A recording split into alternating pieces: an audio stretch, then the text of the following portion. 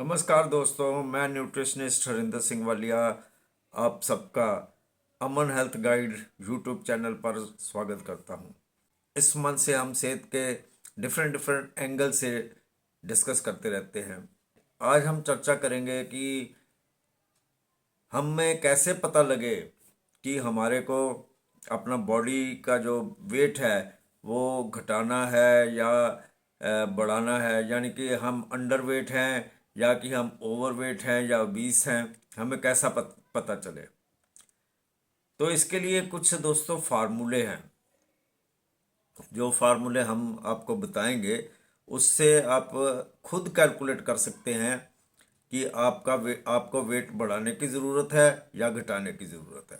इनमें से कुछ फार्मूले ऐसे हैं जो लेडीज़ के लिए हैं, फीमेल्स के लिए हैं, और कुछ मेल्स के लिए हैं। सो यहाँ पे इस बात पे कंफ्यूज नहीं होना है कि मेल के लिए दिया हुआ फार्मूला फीमेल्स के ऊपर भी अप्लाई कर दिया जाए और फीमेल के लिए दिया हुआ फार्मूला मेल्स के ऊपर भी अप्लाई कर दिया जाए, तो रीडिंग गलत आ सकती है।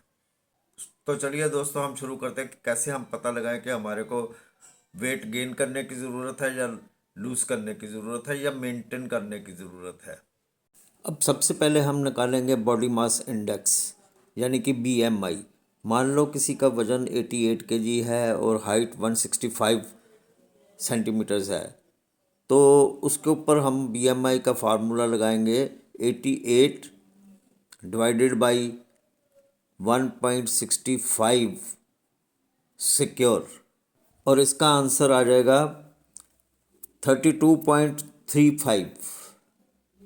यानी कि ये इंसान जो है ये ओबीस की कैटेगरी में आता है। चलिए एक एग्जांपल और ले लेते हैं। किसी का वज़न जो है वो 65 केजी है और हाइट 165 सेंटीमीटर है, तो उसको हम कैसे कैलकुलेट करेंगे, उसका बीएमआई कैसे कैलकुलेट करेंगे।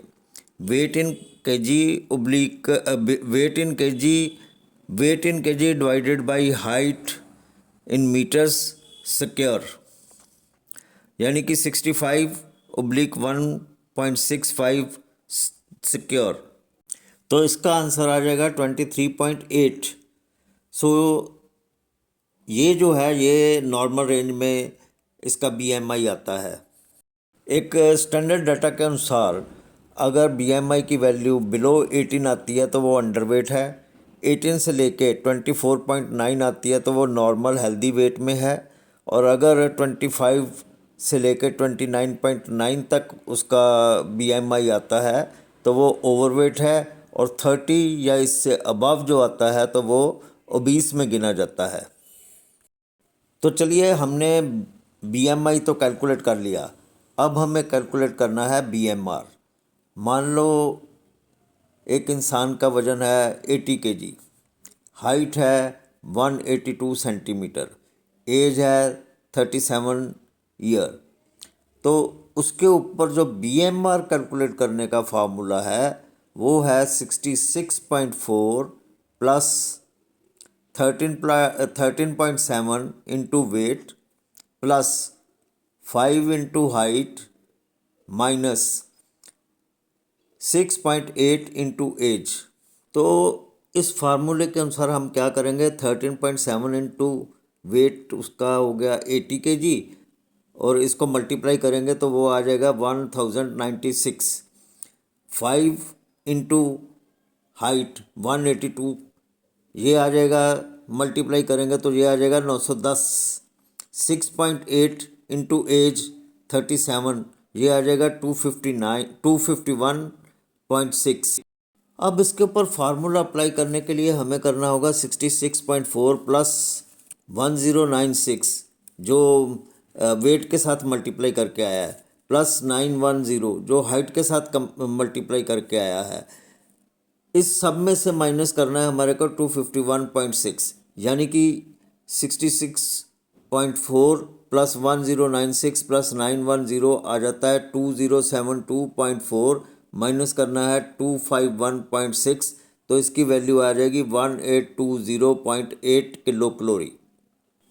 ध्यान रहे कि ये वैल्यू हमने जो 1820.8 निकाली है ना, ये निकाली है मेल्स के लिए। अब इसका निकालेंगे TDEE, और वो कैसे, BMR हमारा आ गया 1820.8, इसको मल्टीप्लाई करेंगे हम 1.3। 1.3 क्या है, एक्टिविटी फैक्टर। ये एक्टिविटी फैक्टर कहाँ से लिया है ये हम बाद में बताएंगे। तो इसको मल्टीप्लाई करने से हमारे पास आ जाता है 2367 किलो कैलोरी।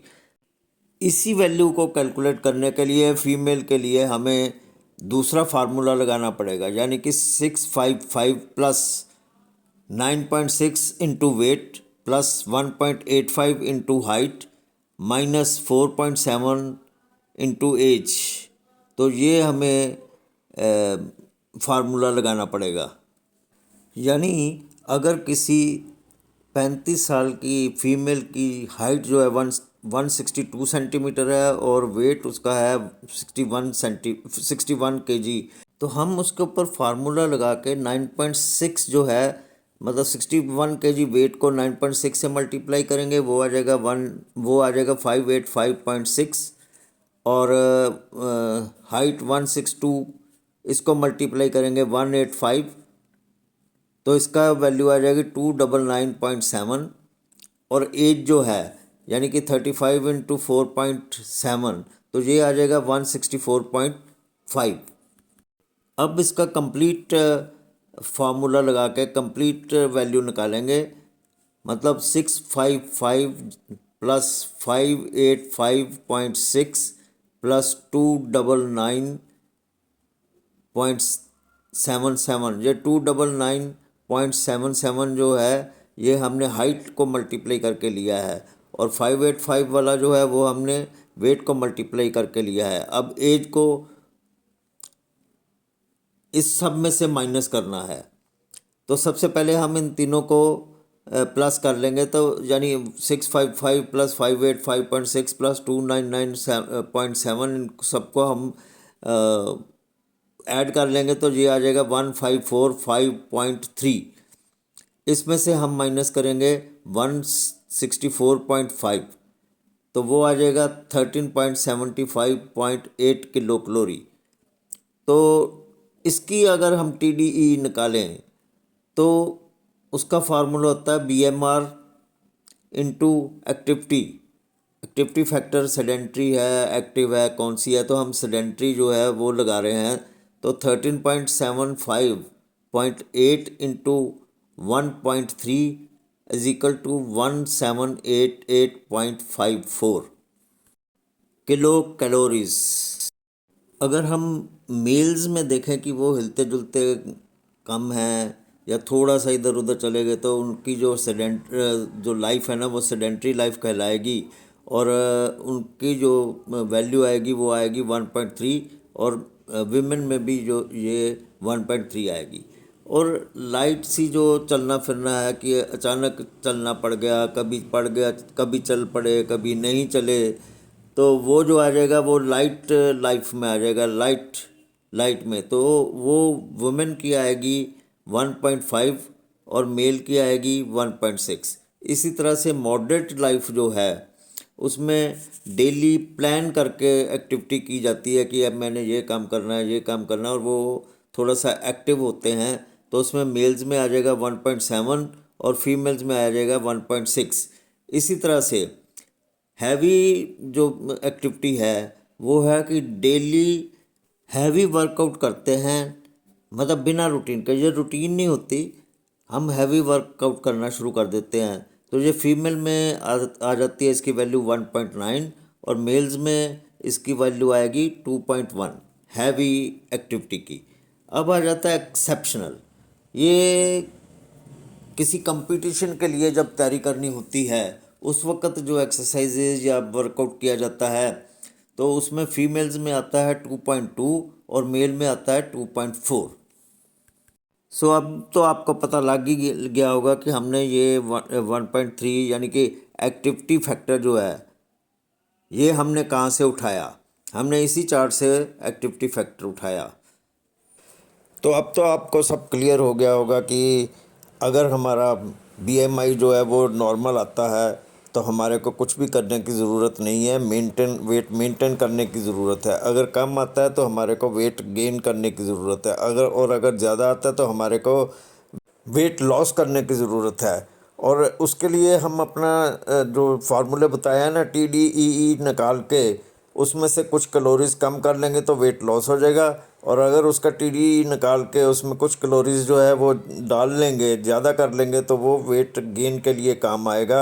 और अगर वैसे ही रहने देंगे तो हमारे को हमारा वेट जो है वो मेंटेन करने के काम आएगा। आज के लिए बस इतना ही। उम्मीद करता हूँ कि आपको मेरी ये वीडियो अच्छी लगी होगी। अच्छी लगी है तो आप मेरे वीडियो को सब्सक्राइब, लाइक, शेयर ज़रूर करें। चैनल को सब्सक्राइब करना कभी मत भूलें। जल्दी किसी नई वीडियो के साथ आपके रूबरू होऊंगा। तब तक मुझे दें इजाज़त। शुक्रिया।